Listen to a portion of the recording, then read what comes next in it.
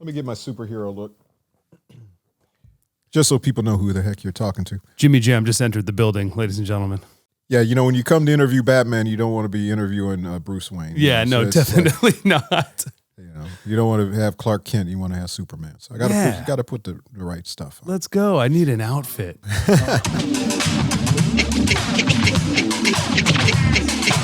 Everybody who grew up with me, I have always been like, go.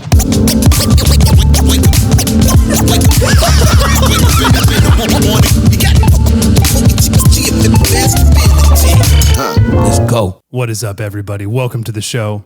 We have an incredible guest here for you today, a legend. Jimmy Jam is one of the most successful producers and songwriters of all time. Him and his partner, Terry Lewis, have been working together for 50 years. They have over 40 top 10 smashes and are still making hits today. They're in the Rock and Roll Hall of Fame. We talk a lot about partnerships, commitment, working with Janet Jackson, Michael Jackson, Boyz II Men, Prince. Of course, we talk all about the time. It's a really incredible conversation, and I hope you love it.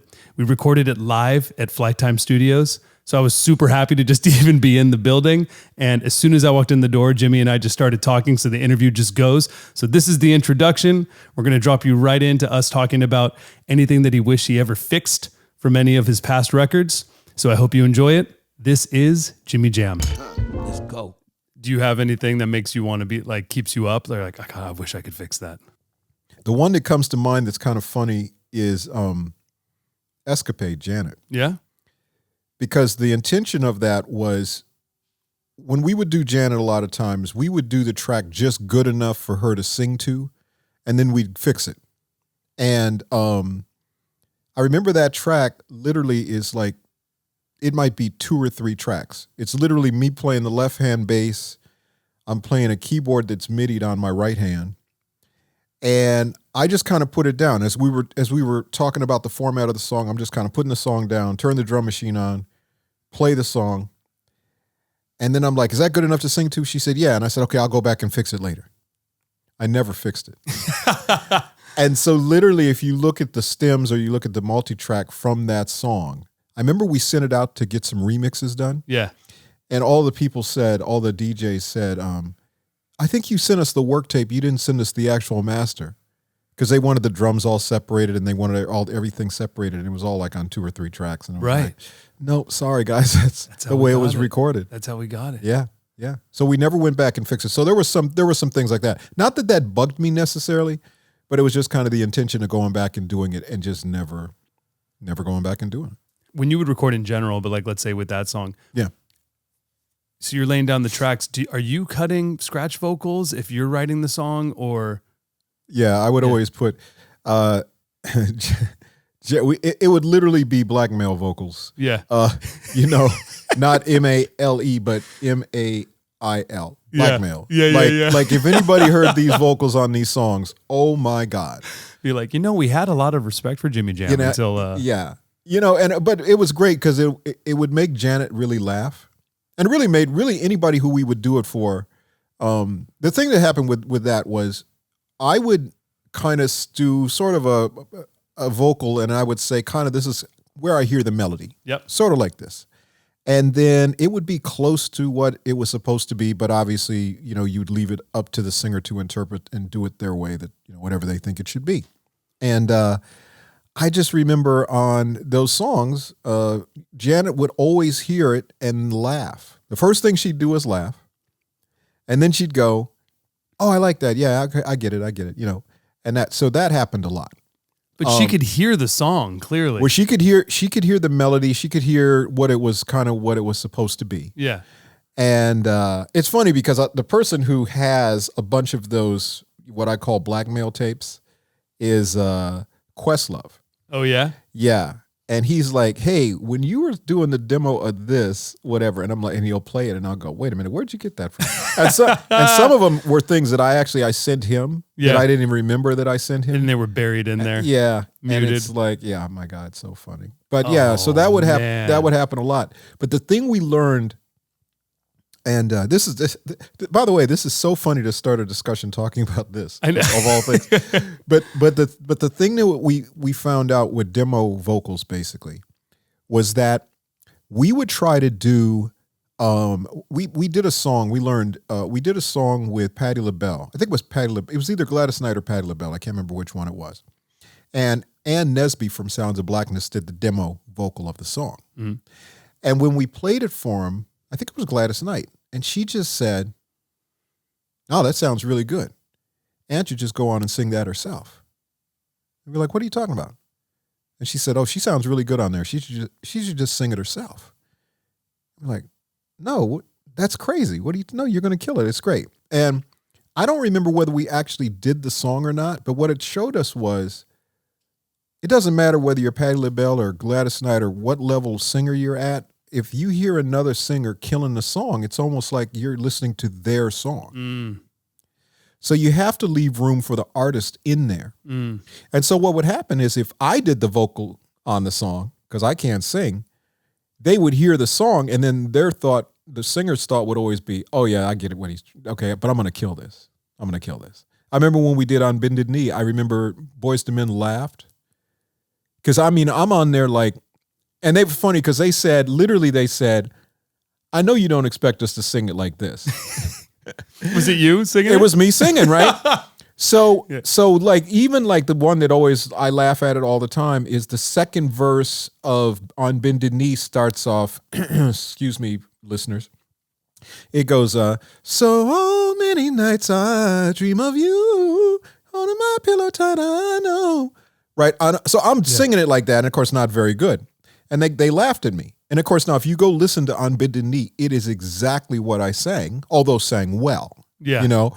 So I had the concept of what the melody should be. I just couldn't actually quite pull it off. Even the nuances and the inflections. Oh, and I everything. knew. Oh, yeah, I knew what it should be. And so that kind of thing happened all the time. Probably I don't know what's my most favorite, but probably the one that's the most impactful was when we worked with Barry White. And I did the demo for this song called Come On. And I remember I'm on there and I'm like, "Yeah, baby," when I'm trying to have the Barry White voice, right? Yeah. So we play it for Barry. And we never called him Barry. We called him Mr. White. Oh, Mr. White. Mr. White. And when the song went off, it was just kind of silence. And we said, "Mr. White, what do you think?" And he just kind of looked at us for a second, and then he reared back with this huge laugh. He just said, "Ha, ha, ha, ha. Sounds like me." And it was the best, sounds like me. Because that's what you want an artist to say. Yeah. And he went in, of course, and killed it and sang it, But he loved it. And he loved that we made the attempt. We did that with Lionel, too. We did a song called Don't Want to Lose You for Lionel Richie. And we were trying to kind of evoke the Commodores' Just to Be Close to You, kind of that thing. And I'm on there, "Oh, girl." And I'm on there talking and all kind of crazy stuff. And Lionel did the same thing. He just kind of laughed.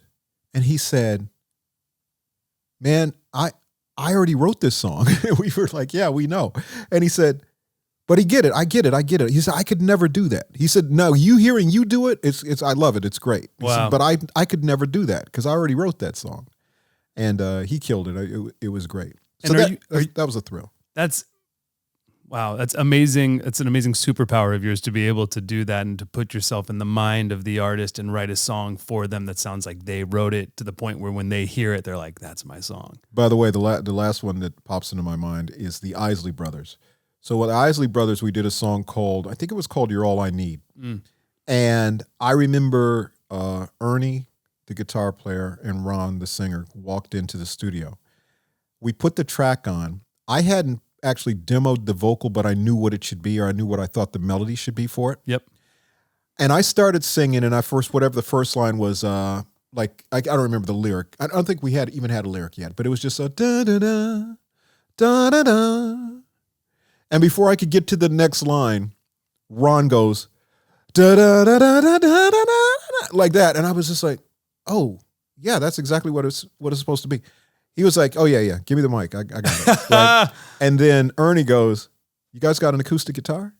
And we said, yeah. And we give him an acoustic guitar, and he just goes and plays it without ever really hearing it. Yeah. He just knew exactly what it was.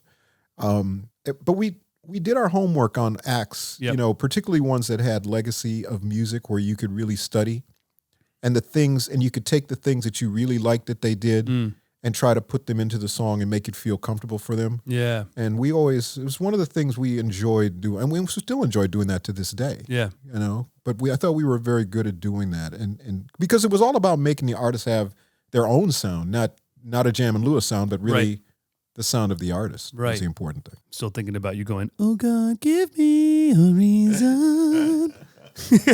Right? Ooh, that's pretty good. A little vibrato. And I think you're actually in the right key. Dude, That means the world.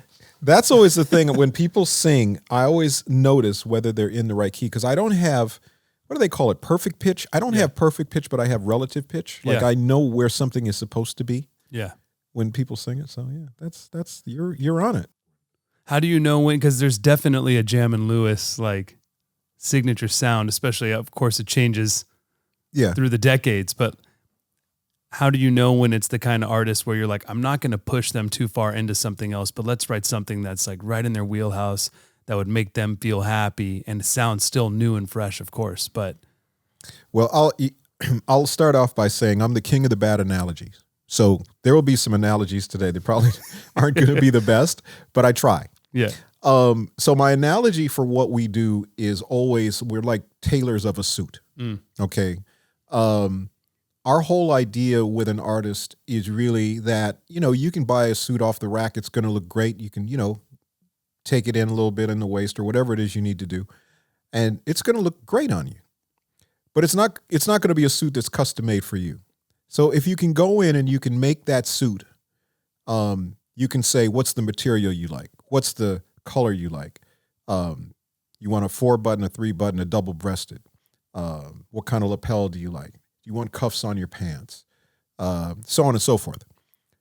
By the time you get done, you have a suit that custom fits them. But the thing it has in common is the tailor sews a certain way that they put a button on, a certain way that they do a buttonhole here or whatever.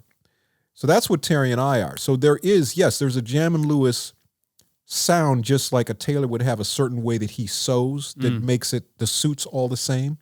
But once again, the material and the color and all of those, the style, that's what changes. And so early on, I didn't realize how big of a deal it was because we didn't really know any better. But I remember our first kind of big hit was Just Be Good to Me by the SOS Band. Mm-hmm. And of course, the thing that happened after that was the record companies, when they came to us, they all said, give me one of those. Because that was always the thing. Give me something like that. And we'd go, no, we're going to do something different, but, you know, we think you'll like it. And I think probably one of the next hits we had was Encore by Cheryl Lynn, which went #1. And I remember it was a whole different drum machine, a whole different set of instruments we used on it. And I think we did a couple of other things. And when we got back around to the SOS Band, then we pulled out the 808 again and the Oberheim synthesizer. And they said, give us something like Just Be Good to Me. And we did a song called Just the Way You Like It. Because that was easy because, okay, yes, we can give them that sound again and kind of repeat that. But for everybody else, we wanted to give everybody their individual sounds so that nobody would hear something and go, oh, that somebody else could have done that song better, or that sounds like, you know, somebody else. We wanted everybody to feel like it was their stuff. I love that. Yeah. First of all, pretty good analogy, got to say. Okay, thank you. So far, so good? You did good there. All right. I should quit now then. I'll probably have some other ones that won't be. We're here with Jimmy Jam. We just started talking immediately. Yeah. You're a great storyteller, and I'm just sitting here like, tell me more. Welcome, everybody, to the show. Oh, yeah. Oh, are we on? Are we taping? Oh, shoot. We're taping. There's cameras here. I didn't, I don't always come with them, but sometimes. We're here. We're in.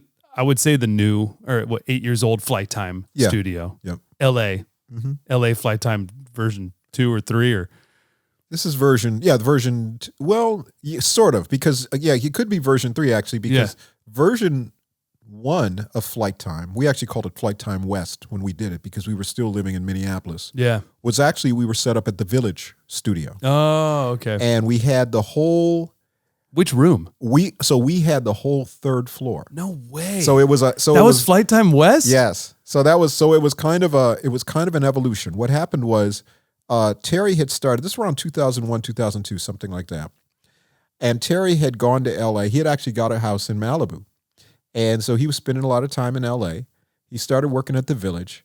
He said, Jam, you need to come out here, whatever. I was like, okay, cool. And I remember there was one little room that he always used. So I remember we asked Jeff, the guy that runs the Village, we said, what's on the third floor? And he said, we use it for storage pretty much. And we went up there and there was a room that was just kind of there. It had a little vocal booth and it was like a room. And we said, hey, can we use this room? Would it be possible to use this room for something?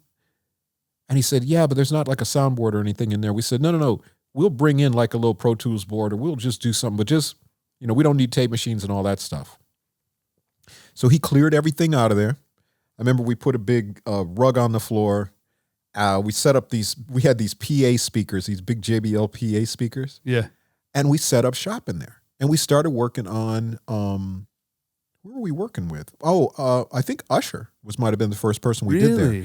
And what was so cool about it, because it was around, I want to say maybe it probably was Confessions, I think was what we were working on around that time. But what I remember is whenever we would bring people in to play stuff, these speakers were so damn loud. And it was like being in the club. Like people were like, so they love people coming over to do that. So then there was a little room behind that and we said, hey, what's in that room? They said, he said, we can make that into something. So then we made that into a little studio. Yeah. Then there was a third room and we said, what's this room? And he said, well, that was a studio or could be a studio, but that's my office basically. And we said, it'd be cool to have that room. And he said, well, I could cut my office in half and you could have the other half of that. And he did. Wow. So like literally that was our whole kind of concept. So we had the whole third floor. We had a little kitchen up there and 3 rooms. And that was our first Flight Time. And then while that was happening, we were building what I guess would be the second Flight Time. Yeah. Which is in Santa Monica on 18th and Olympic. On Olympic, yeah. Right? Which is now, it was Windmark. I think it's now called Penn Station. Mm-hmm. And if you go in there, people hit me all the time. I think Stargate was in there the other day. Yeah. And they hit me. They were like, wait, did you guys build this studio? And we said, yeah, because some of our little logo stuff is still there, like on the patch bays and stuff. Yeah. That was pretty cool. So that was our second one. And then when we moved out of there, then we came out here. Yeah. And basically it's a big warehouse space and we just basically can make it into whatever we kind of want it to be. So if you're watching on YouTube, you can at least see one wall of plaques, but this is like the entry room. And when you walk into the main room, which we will go into maybe later in the episode, we can take a camera around and show you. But you thought this is just a small fragment of the plaques. It's a 40-foot wall of plaques. Yeah, and it is, but it feels so cool in here. It feels like a museum, but it also feels like it has a warehouse vibe. It has this like basement vibe you were saying, right? Like it feels creative too. It doesn't feel like this like stereotypical LA studio. People that worked at our other place and they loved our other place in Santa Monica. But coming out here, there's just a level of comfort because it feels like, I don't know the right way to explain it, but there's that kind of made it sense where you look around and you go, oh, we made it. Yeah. This doesn't feel like we made it. Yeah. This feels like we're making it. We're figuring it out as we go. Love that. And I just feel like that's what we want because we enjoy looking at, I told you earlier that we didn't have stuff on the walls for the longest time because that's like stuff we did. Yeah. But like the song says, I know you used to do nice stuff, but what have you done for me lately? Yeah. So we're kind of like, John McClane, our good friend, always said, yesterday's score doesn't count in today's game. So that's kind of what we live by. That's all nice. But we want to have walls that are empty that we can try to fill with if it's going to be other awards or whatever those are. So that's the way we kind of look at it, I guess. It's really interesting because I feel like so many people, especially in LA, or maybe it's a big city thing, but they have the we've made it mentality, even if they haven't made it and they're on their way there and they're faking it until they make it. Right. Do you think that the we made it mentality actually holds you back? or did it for? I think it can, and I'll tell you. I'll go way back to the very beginning with us. We, a lot of times success is comes through adversity. It comes through the things that you go through that you really don't know why they're happening, but they're teaching you a lesson and they're preparing you for things that are going to happen in the future. Yeah. And I will say, growing up in Minneapolis, which was probably, when we were growing up there, Terry and myself, was probably about 3 or 4% black. And there were tons of white clubs that had R&B bands that were all white. They wouldn't allow us as black guys to play in the club. And so what that did was it made us put our, if you will, our entrepreneurial hats on. And so I remember we went to this hotel ballroom. I think it was called the Dykeman Hotel. And it was basically a hotel that was, I think, condemned. They were going to tear it down. And we said, hey, your ballroom is open, right? And they said, yeah. And we said, so let's do a deal. We'll take the door. I think we charged $3 at the door or something like that. You guys take all the liquor sales because you're going to sell all the liquor. And we'll get flyers and put them on people's cars at all the clubs and stuff. They won't let us play at their clubs. And we'll get everybody down here and we'll see what happens. And so we got the radio station involved and, a bunch of people. And I remember the very first weekend we were down there, I think we drew like 1,500 people. Meanwhile, the clubs are all sitting empty. And so they're going, it's a lot of people. Yeah. No, it was crazy. We had no idea it was going to be like that, but it showed that there was an appetite for music. For sure. And anyway, I remember the clubs were all sitting empty and the club owners were all going, wait, where's everybody at? And they said, oh, they're down at the hotel watching the band you wouldn't hire. So then we started getting offers, Amazing. To come play at the band, come play at our club. And we were like, no, we're good. We're good. And so that's what we did for a really long time. So that adversity really taught us that it wasn't about just having the talent to play, but sometimes you had to find the place to play. Like people talk about, you want a seat at the table. Sometimes there's not a table, so build the table. I think that's kind of the mentality we've always had. So the made it idea for us never really entered our minds. We just never felt that. Even I was talking to somebody the other day about, they were like Rock and Roll Hall of Fame. Don't you feel you made it? And I'm like, no, I feel like that is, when we get an award like that, I feel like that means we got to prove we really deserve that award. And if anything, it's a platform to try to do more things. Yeah. But that's just kind of always been our mentality. And certainly Terry's mentality also. We are making it. Yeah. Not we made it. Because I'm living that forever. That's it. Yeah. No, it's a journey. Terry always says that, it's a journey. And there's a destination, I guess, that you're looking for, but you never really want to reach it because when you reach your destination, then what do you do? Yeah. So it's really about the journey is the most important part of it. And we just are really enjoying each section of it. And we're at the point of our careers now where it's, the question gets asked, what haven't you done that you still want to do? And there's so many things, so that to me is, if you have a purpose and our purpose is to leave music in a better place. That's our overall purpose. We don't know exactly what that means or what that looks like, but we know that that's our purpose. That's our mission statement or whatever you want to call it. How we go about doing it is the interesting thing. And that's why you wake up every day.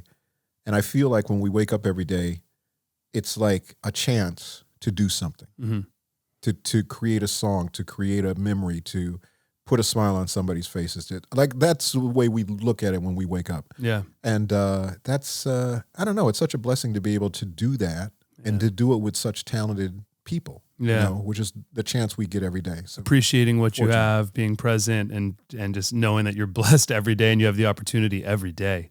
And it's important when you get old to have things to look forward to. I think a lot of times my dad's a great example now. My dad just turned 96. Amazing. He plays couple times a week, still gigs, still plays. And it's because he has something to look forward to. Yeah. Like, it's like, I call him and I'll go, what are you playing this weekend? Oh, I'm playing at so-and-so club this weekend. It's like. You can get around and gig? That's amazing. He gets around and gigs. We'll not make a long story short, but he turned 95 last year. Now I'd been estranged from my dad for probably almost 50 years. Wow. And for various reasons.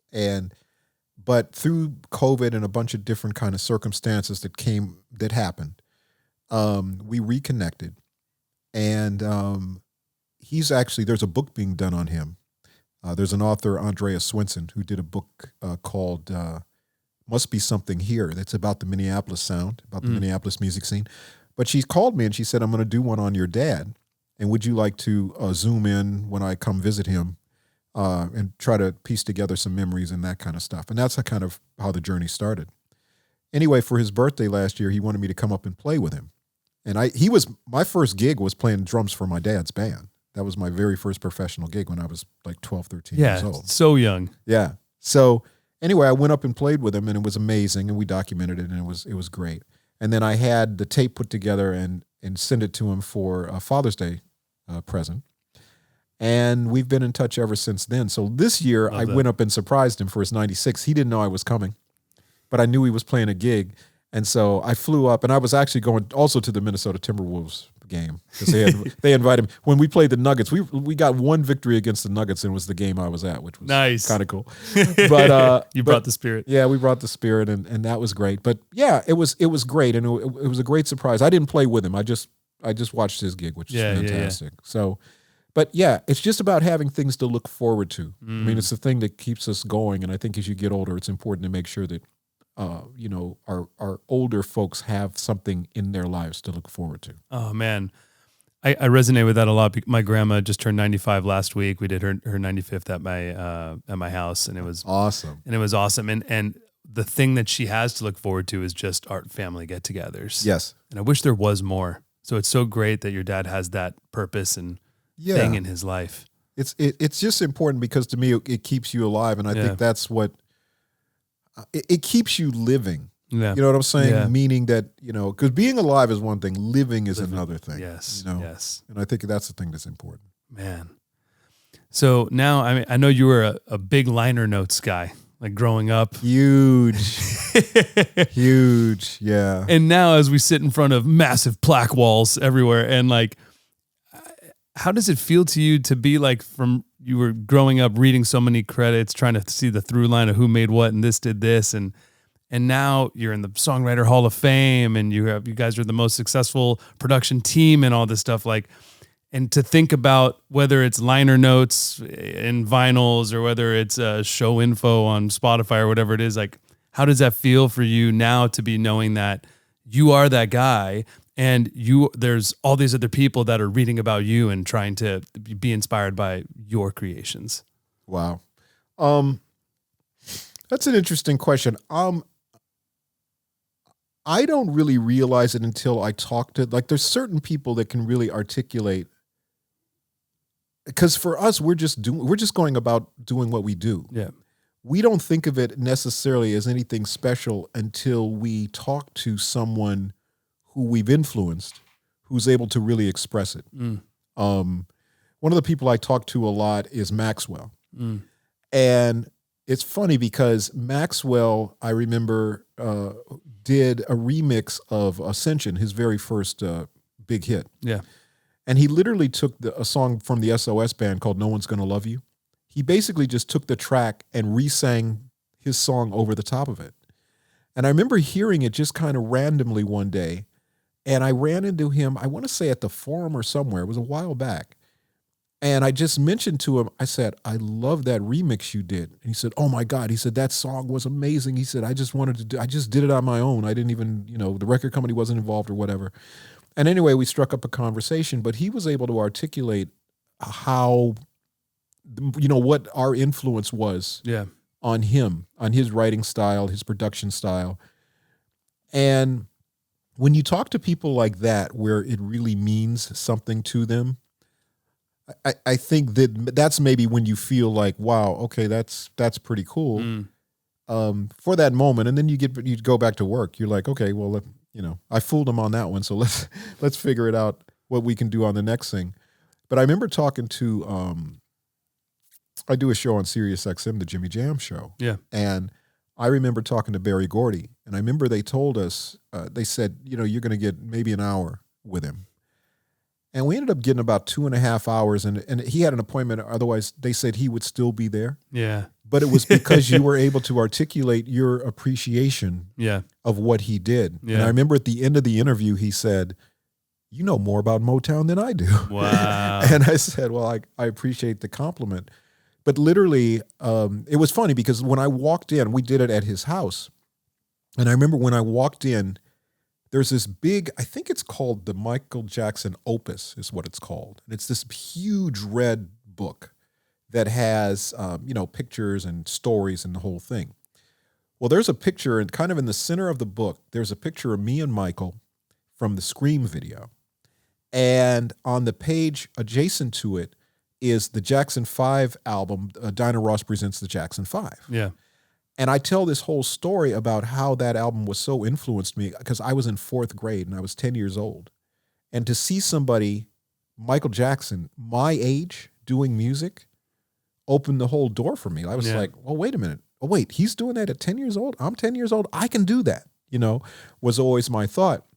And anyway, I had told that story to Barry before, but the fact that he had the book, I just opened it to the page and I said, this is the story I'm telling you about. And he just went, oh my God, So I think knowing and I also told him about the Holland Dozier Holland, or the Supreme Sing Holland Dozier Holland, that gold record cover, that was my introduction to the idea of songwriters. Because we were at like a family reunion or we were at some sort of thing. And I remember that album was playing and I remember looking at the cover. And to me, Holland was a country. Yeah. Like I didn't know what. And I said to my dad, I said, what does this mean, Holland Dozier Holland? And he said, those are the songwriters. And I said, the songwriters? And he said, yeah. He said, when you look at a single, a 7-inch single, in parentheses are names. Those are the guys that wrote the song. So when we talk about liner notes and that was my whole thing. The whole idea that somebody wrote the song, different than who's singing the song. And from then on, I was a fan of writers and producers and engineers and that. And so like literally that was like my education was that album cover. And unfortunately, when we lost Lamont Dozier this past year, I actually hosted a sort of a tribute to him at the Grammy Museum. And when I came up to speak, I told them, put that album cover up there, and I'm going to tell the story about that, about That's how beautiful. Influential that was in my life. Oh, that's amazing. Yeah, it's cool. So you're amazing at partnerships. Like you're 50 years with Terry Lewis. Yes. And I mean, your long career with Janet and even being married for so long, everything, you're really good at partnerships. Like what advice could you give on building long-lasting, fruitful partnerships? Well, those are great examples to me of great partners. So first of all, you need a great partner because you don't do it by yourself. I can tell you that. I mean, it is about partnerships are really about give and take and all those kinds of things. They're each unique in their own way. I mean, obviously, the Terry Lewis relationship is the most significant relationship of my life. We met 50 years ago this year, and when I saw Terry, it was like love at first sight.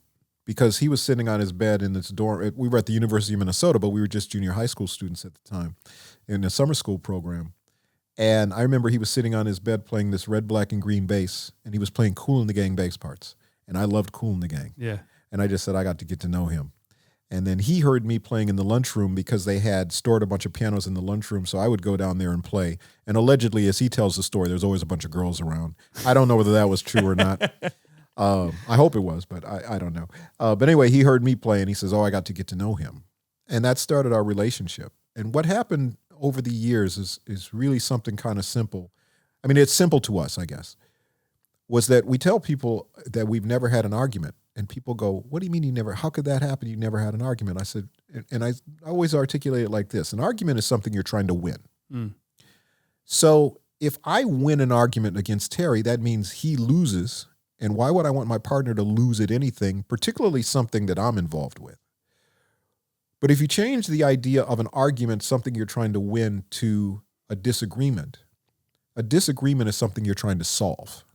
So if you have two different points of view, but you're trying to get to a conclusion or get to to the best way, then to me, it's not about whether it's my way or his way. It's about what's the best way to get there.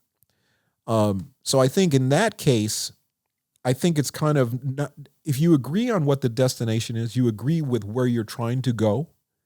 Usually the disagreement is how you get there, you know? And I used to say that back when, back when I was chairman of the Recording Academy. I talked to somebody earlier today because they're in the boardroom right now doing some things. And they said to me, you were a great chairman.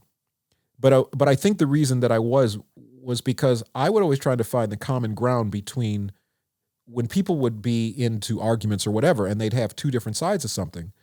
I was always pretty good at pointing out, actually, here's where you share the same thought. And it could be something as generic as you're both passionate about this. Yeah. Right. So, and I would say something like, well, so take your passion, and instead of arguing it in front of 40 people in a boardroom, go have a drink after. I will point out to you that your destination's the same. And I think in one of those cases, we were trying to give some grant money for something. Yeah. And it was like, they both agreed we should give the grant money, but they disagreed how we should do it. And I said, so that to me is like, we're taking a trip to the zoo. How do we get there? Are we going to take the train? Are we going to take a bus? Are we going to drive? Are we going to Uber? Are we going to take the tunnel? Are we going to, it doesn't matter.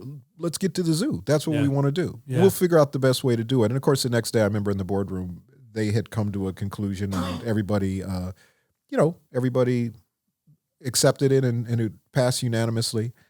And they thanked me afterwards. They said, thank you for pointing out to us, instead of concentrating on our differences, you found a common thing that we had. Mm-hmm. So I say that to say that that's kind of the way Terry and I work. Yeah. And the other thing in our partnership that's interesting is, as I sit here, and Terry's not here, but Terry's always with me anyway. Yeah.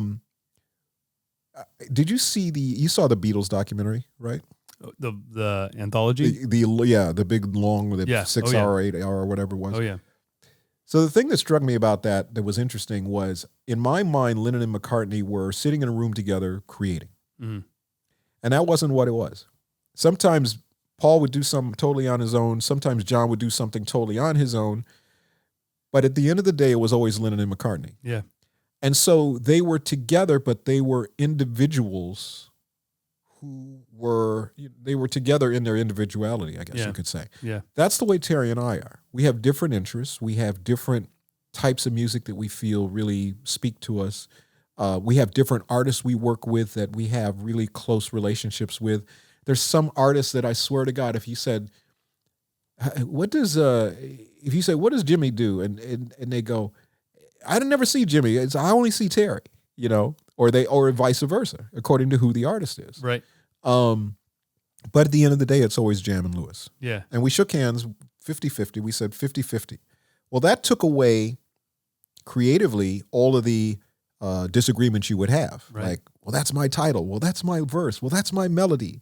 Well, that's my, why are you breaking songs down like that? No, 50-50. So there's songs. Team. Yeah. We're on the same team. There's songs that are 100% Terry wrote them and did everything, and I hear it when it's on the radio or when it comes out, and I go, man, that sounds really good, and I got 50% of it. So what do I care? It's been wow. I remember talking to L.A. and Babyface about that long time ago, back when people thought we were enemies. Yeah. And we'd go out to dinner together, and people would go, wait, aren't you L.A. and Babyface?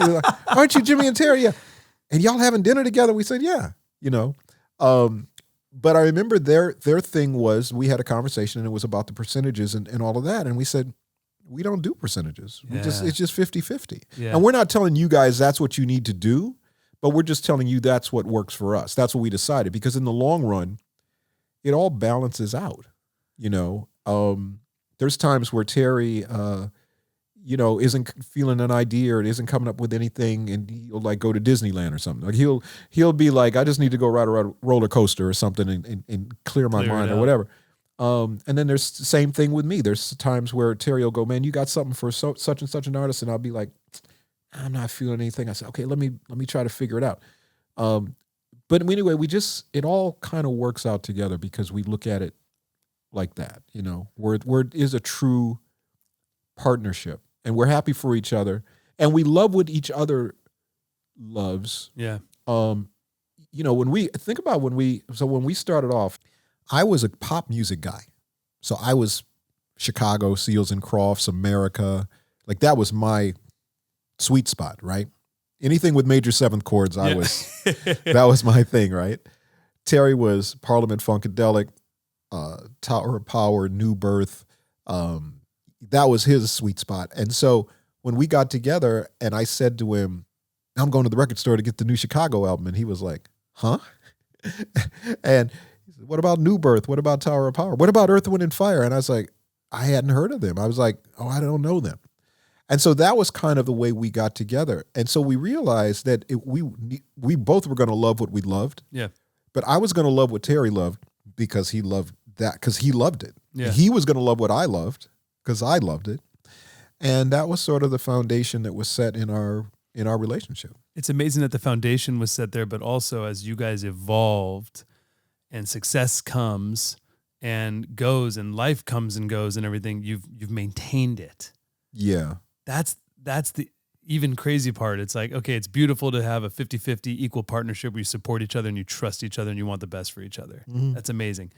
But then as you grow, and I mean, it could easily be like some ego comes or the wrong person enters your life that pulls you into this or that. But the fact that 50 years in and you're still right here creating together, making it. By the way, you have to, as you mentioned that, you have to be careful of the people that you let into your life. Yeah. There were people that wanted to partner with us on different things over the years and still today. Yeah. And we're kind of like, well, yeah, we can do something together, but we're not really a partner. Because the partner, I remember early on when Terry and I first came to LA and we didn't have a car, we had a place to stay because we were staying with some friends of ours from Minneapolis. And in this little room, probably about the size of this, we had 2 cots in there and that was it. That was our beds. And that was the partnership. And so anybody else that came into it that said, hey, we want to do some stuff and whatever, be like, oh yeah, no, we can definitely do some stuff, but you're not a partner. The partner part has already been established. Yeah. And I just think that it's important not to let people in that have agendas, their own agendas, and just be wary of it. Yeah. Because that can be dangerous. That can be really dangerous. You must be really good at saying no. No is a good thing. And, well, you know what? Although I will say, we say no, but I'd almost say no with an asterisk because our thing is, particularly as it relates to projects, mm-hmm. a lot of times we will say no, but it won't be just a no. It'll be a no, or we'll say maybe we don't feel we're the right people for it or we're the best people for it. But we'll say, but who would be really good? Because a lot of times we'll try to have that thought. And I was talking about this the other day to somebody, narrative Michael Walden. So Clive had us fly to to New York, and he wanted us to work on an Aretha Franklin record. And he told us kind of the concept and what he was trying to do, and we said, okay, who else is producing on the record? And he named some people. Mm-hmm. And then he goes, and there's this young kid, narrator Michael Walden. And we said, oh, he's the one. He's the one. And Clive goes, well, he's kind of untested and he's kind of, in Clive's way, right? Yeah. And we said, no, he's the one. And so we ended up not doing anything because Clive's whole thing was do a demo. And we were like, Clive, we don't do demos. Yeah. It's been like a running joke for us with Clive for 30 years probably. With Whitney, with everybody down the line. We said, no, we don't do demos. Just put us in there with the artist and let us figure it out. Yeah. So anyway, I remember a few months later, I'm watching MTV or whatever. I see Freeway of Love come on. I see Nerida on the drums.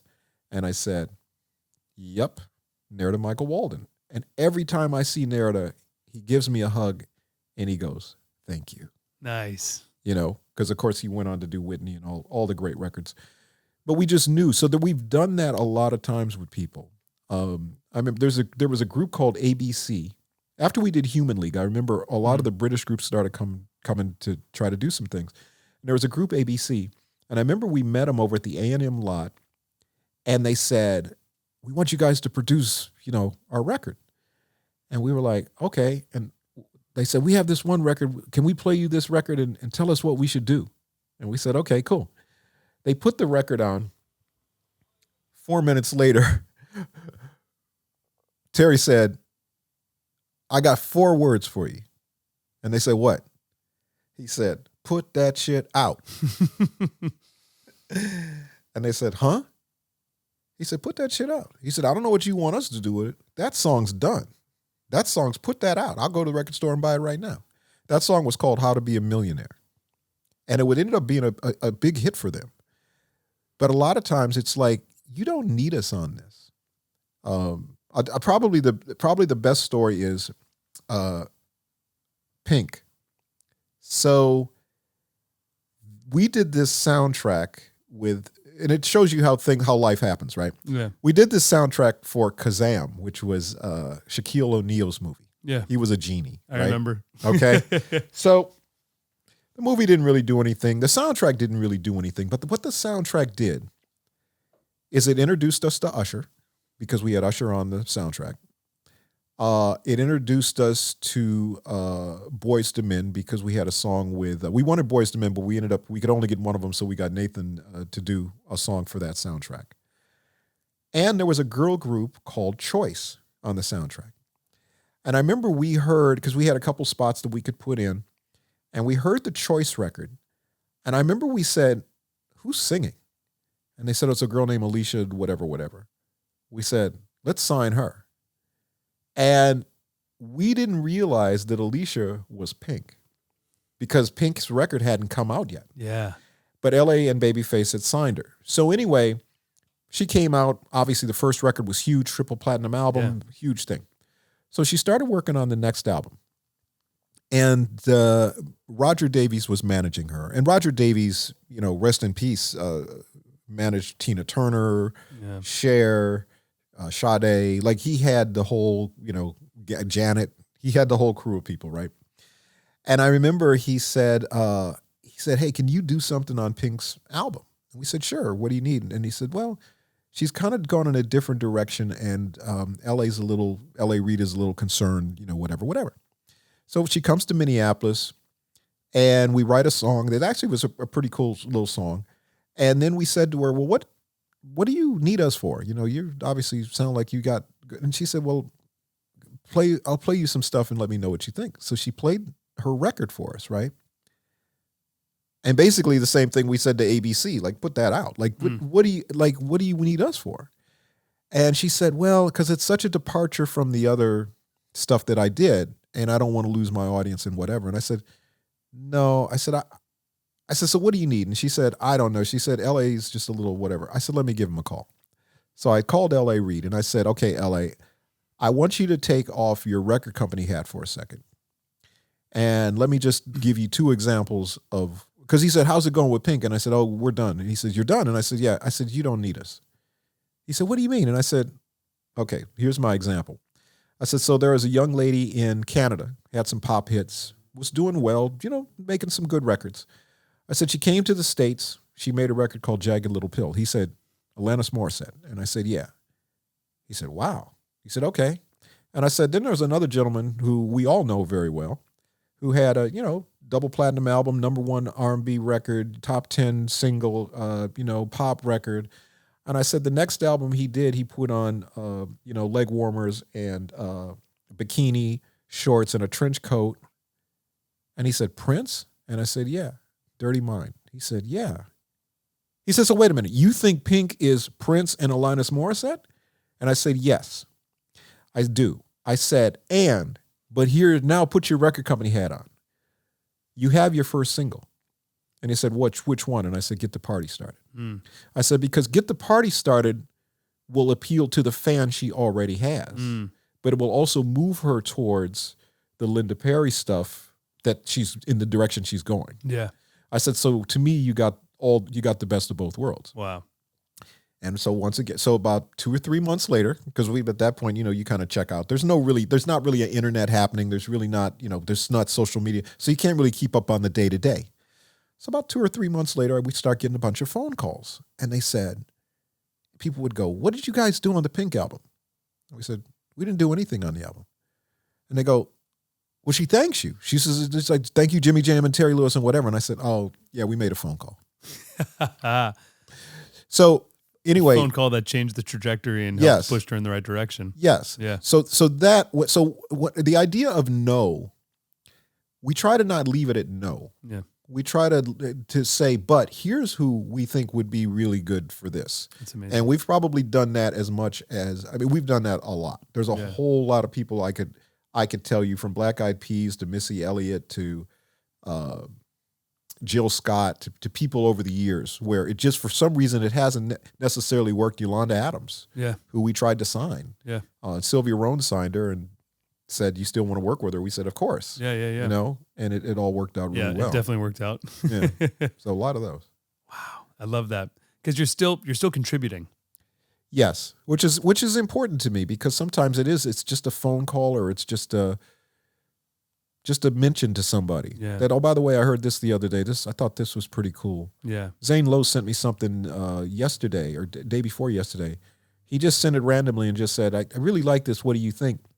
And I listened to it and I loved it. I said, this is really good. And then I said, but who wrote the liner notes for the, on Apple Music, who wrote the little liner notes for this? I said, because whoever wrote this articulated the sound better than I could explain it, why I like the record. They articulated it. And so he hit me back today and he said, I'll find out who did it. Yeah. Because it's really good. But I'm interested in that. I'm interested in creative folks really in all aspects, because to me, it's always that team of people that makes it good. Yeah. You know? And I think the convenience of, you know, being able to say, hey, Siri, play such and such. The convenience of it is great. But the fact that you're not really putting any effort into it to actually go to the store and buy it, or to look through records, or to, you know, to me takes a little of the importance away from it.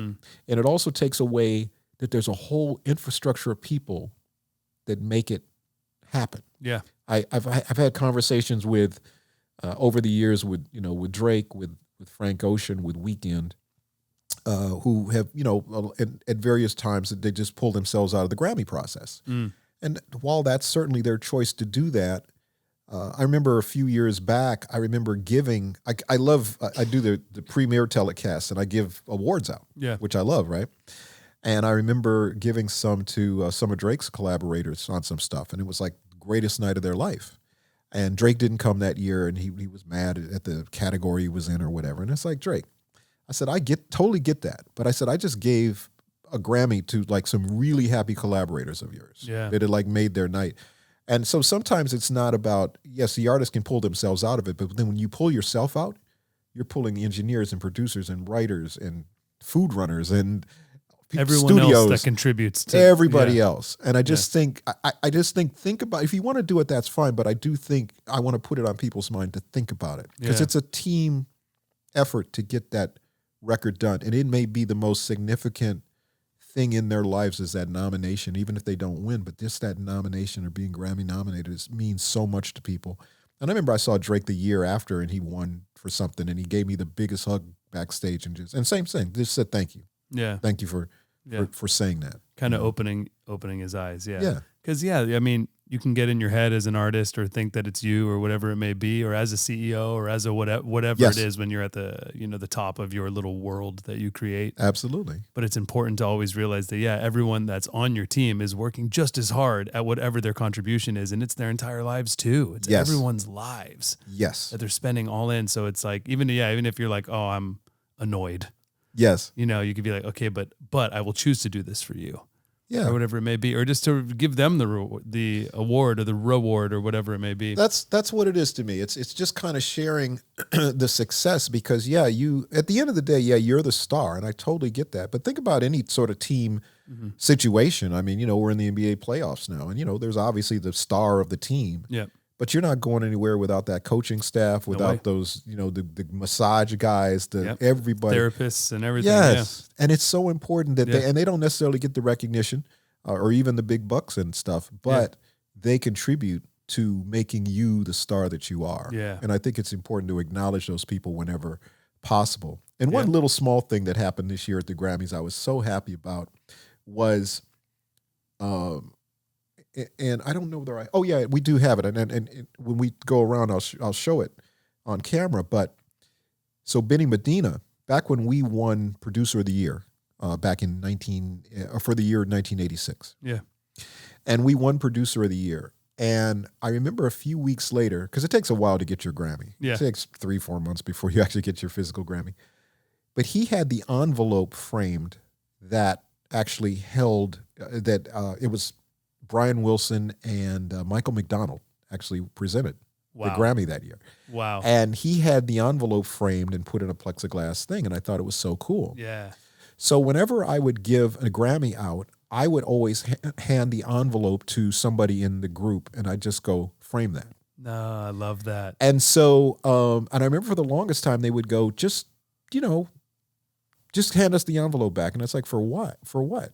Like, this really means something. Yeah. This year, officially, when I went out to present, they said, give the envelope to someone in the thing, officially. And I was like, great. Because I've been advocating for that for probably 10 years. That's so You know? cool. So it's great. And people now have sent me pictures of them, they framed it or they've, it's such an amazing moment. Yeah. So it's a great keepsake. That's a beautiful thing to push forward for forever. Yeah, exactly. With Janet, what is it like to create such a special bond with an artist? I think the bond you create with an artist is the most intimate bond you can possibly have, other than maybe with a loved one, but in some ways, maybe even more intimate, because it's the trust factor is so important. I think the thing that when people think about record production, for instance, I think the thing you think about is, equipment choices, or, you think about the technical side of things. Mm-hmm. I think what's I won't say more important, but goes hand in hand with that is the psychology of it, the psychiatry of it, the therapy of it. Because in order to get that best performance out of someone, which is to me the mark of any great producer, is to draw a great performance out of someone. Yeah. Whether it's on their instrument or whether it's, in their singing or whatever. I think that you have to have the trust where people trust you to really not hold back, to really give you their thing. And on a day where maybe their voice isn't quite right, or you make some sort of wild suggestion that they sing it in a different way, or you kind of figure out, the difference between someone who, everybody likes to be coached differently. Like some people, you got to stay on them and you got to, be vigilant and like, no, you're being lazy, or you got to do that. Some people, you recognize the minute they walk in the door, we're not going to get it today. Let's not even, let's just go to a movie, but it's recognizing all of those types of things. So it is very intimate as a relationship. And the one thing, it's funny because nowadays you don't really have to have soundboards so much. You can do it in your laptop. You can record a lot of different things. But the one thing I enjoy about an actual soundboard, or at least some sort of surface like that, is when you lean on the board and the artist leans on the board with you and has that conversation where they're telling you their deepest thoughts and their deepest feelings. And in my mind, when that's happening, I'm always formulating a song idea or but it has to be comfortable for that artist to open up like that. Yeah. And it's wonderful. So for Janet, in that case, I mean, when we started off with Janet, and I always talk about foundation, the foundation with Janet and us was she came to Minneapolis, and for 4 or 5 days, we didn't even go to the studio. We rode around the lakes. We went to movies. We went to the clubs. We hung out. And then she said, when are we going to start working? And we said, oh, we're working. And we showed her the opening lyrics to Control. Wow. When I was 17, I did what people told me, did what my father said, and let my mother mold me. And when she looked at the lyrics, she said, this is what we've been talking about. And we said, yeah.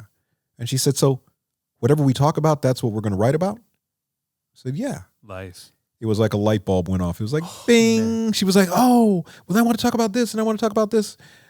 And it opened her up to be, it set her on the path of who she became, which is, and I always said, to people, because she didn't do a lot of interviews, and I said, you don't need to interview her. Whatever she's thinking is all on her records. Mm. So that was always the key to doing that. And we really do that with all the artists, but Janet was probably the one that was most noteworthy. And also because we had a chance to do the whole album on those. Yes, yes. And really shape what it was. So it wasn't about coming in and trying to get a hit single or trying to do that. It's just do a body of work. Yeah.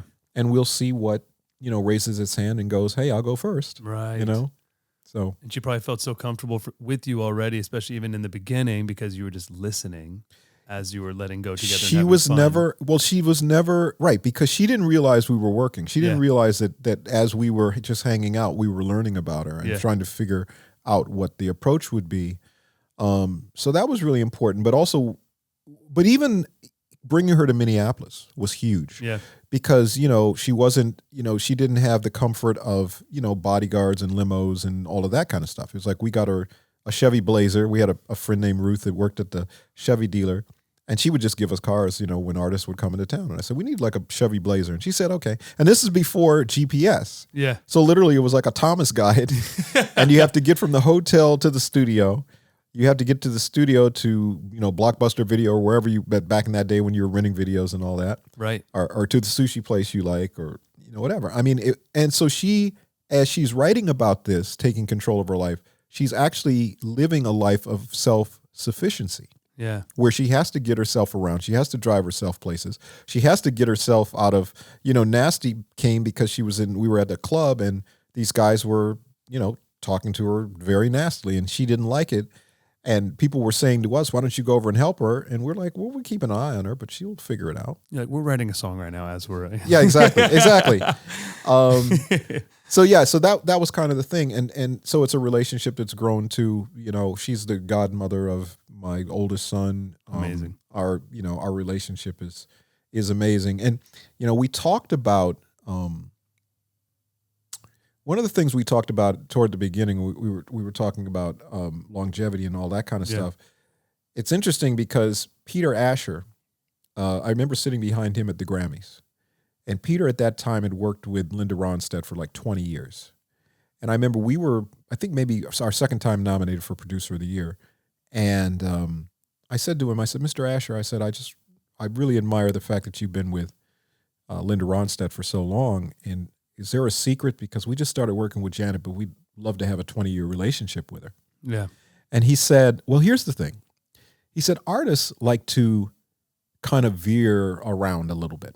And he said, and you kind of let them do it, but what you want to just be is sort of the guardrails for them. When they're going a little too far over here, you just kind of nudge them back a little bit. No, kind of on the road. And that was the thing that was funny about Linda, because Linda was doing, she'd do a rock album, then she'd do a country album, then she'd do a big band record, and then she'd do a Latin record, and then she'd do, like, she was all over the place, but he was the common denominator for all of those records. Yeah. And I just liked his wisdom and knowledge on that. It isn't exactly how he put it, but that's the way I took it. Right. And as we look back with Janet, where we're almost 40 years in with her, his advice was very sage. Wow. And as Janet would go, I want to bring in an opera singer on this song, or I want to do a rock song, or I want to, I want to get Chuck D on a song, or, because the collaborators weren't the normal collaborators that you would think that someone would have. Right. And just all the kind of sweep of music that she's done. It's just a matter of trust and a matter of being open and just kind of being that person to guide back to, let them do what they want to do, but just kind of guide them in a way. So that was good advice that he gave me.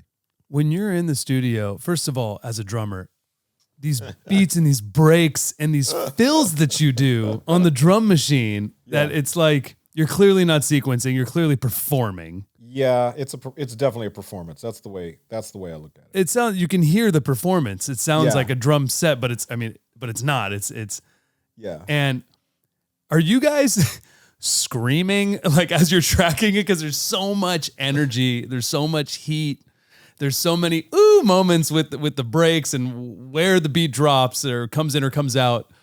Are you guys just hyped and smiling in the studio all the time and are you clowning people sometimes with these drum parts? Well, it's funny, and that's a great way to put it. I've not really heard someone articulate it like that, but yes, the difference was, even though it was a drum machine on a lot of stuff, it was a performance. Yeah.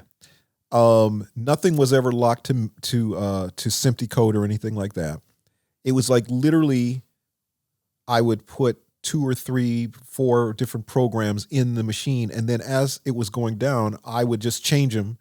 And then if I wanted to add a little break or a little, tom fill or a little thing, I would just play it live as it was going down. So it was a performance. Yeah. And then we would, then in the tracking of the instruments, the keyboards and all that other stuff, if there was something weird that happened on the drums, I would try to figure out a horn lick or some sort of little synthesizer, something that went with it, so that you would have sort of ear candy moments that wouldn't happen all through the song, but just for certain parts of the song. But that's an interesting observation. But yeah, it was like a performance. That's the way we treated it. And Terry would be the one for me, because I did the bulk of the drum programming. Yeah. And Terry would always say to me, Jam, hit that little thing, or he'd be like, fuck it up now a little bit. It'd be like, okay. So it'd be like, he would always tell me to do those kinds of things. One of the funny ones, I was thinking about it the other day, because New Edition was, we went on the road, not on the road with New Edition, but we went and saw some of their shows. And If It Isn't Love, the break that happens in that song, where it goes, all that. Yep. That break happened because the guy who choreographs, when we were creating the song, he was in the studio and he said, man, give me some stuff that I can choreograph some stuff to. And we were like, oh, okay. Dude. And so we put the little break in there and he heard it and he said, oh yeah, I got that. And so if you watch the video, when those breaks happen and there's a little moves that they do, that's why that happened like that. Man, it makes sense. Yep. It totally makes sense. It's written for it. Yep. Wow. Yeah, he was thinking about the performance. What would the performance be of the song? And people love, all those little standout moments that you guys put in your production is the moment. I mean, it's the thing that gets me, the listener, just excited, right? Hyped, attention grabbing, brings you back in. You don't know what's coming next. Right. It's the ear candy. It's like, it's probably what gets artists so excited too. It's interesting because there's layers of stuff that we do. There's layers of things that we do that I feel like nobody's going to hear, but we kind of do it to please ourselves. Yeah. Right. But one of those things is, this is kind of a weird one, but, and 2 people have now articulated to me that they hear it. So there's a song that we did with the SOS band called No One's Gonna Love You. And it's my favorite SOS band song we've ever done, just because of the mood of the song is just so, it's just so perfect to me. It's like, just not that the song's perfect, but just that the mood of the song is perfect, right? And it was one of those things where when I recorded the keyboard part for the song, it was on OB8 synthesizer.